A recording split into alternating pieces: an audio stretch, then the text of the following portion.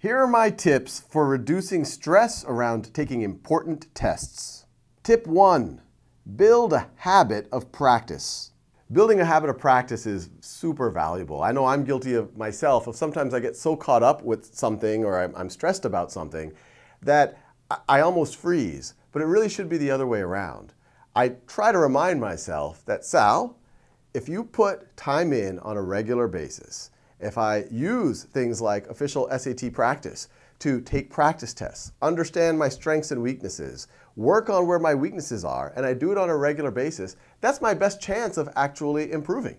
And we have studies that show there's a strong correlation between students who are able to put in even 6 hours and growing 50% more than expected.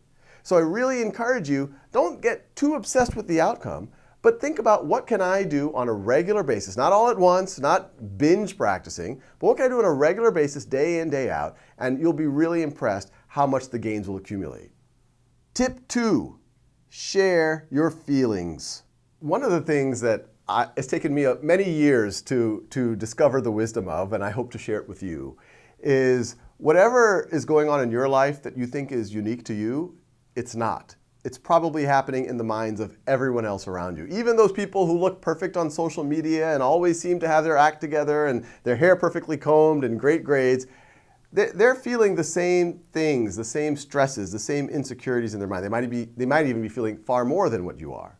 And so do yourself a favor and do them a favor by being vulnerable and talking about it and talking about how you can actually support each other.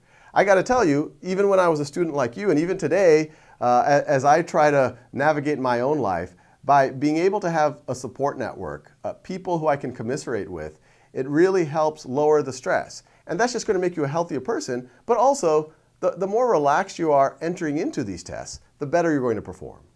And tip 3, keep a bigger perspective.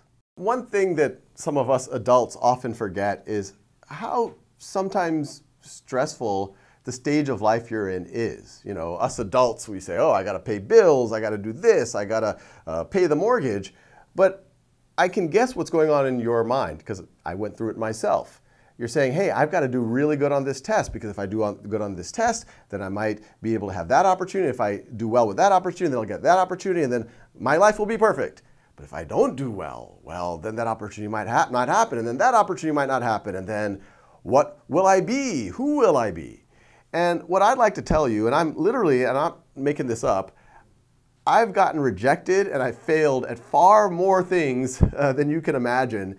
And even though in the moment I sometimes thought all was lost, a week later, 6 months later, a year later, I realized that actually it wasn't that big of a deal. And in some ways it was a blessing because maybe that wasn't the thing for me.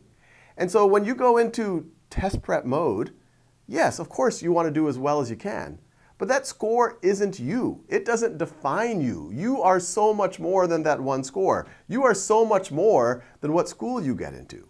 And I'll tell you a secret, and this is, after being out in the real world for over 20 years, I've actually haven't seen a big correlation between where someone happened to go to school and how successful they might be. And I even did the successful in air quotes because what society calls successful, money, fame, all of that, I got to tell you, also does not correlate with real happiness. Real happiness is knowing who you are, doing what you can, but not getting obsessed with outcomes, not coveting things, not coveting, I must do this, I must do that, because no matter how much money you make or no matter how famous or accomplished you get, if you have that mindset, you'll never be happy. But if you say, look, I'm going to be my best self, I'm going to do right by myself and right by the world, and things will play out as they see fit, then you'll always be content and you'll actually be far happier than most people on this planet. So those are my tips for reducing stress as you approach these types of tests, and a little bit of general life advice too. I hope you take it to heart. Take it with a grain of salt too, but I believe that it might be really valuable.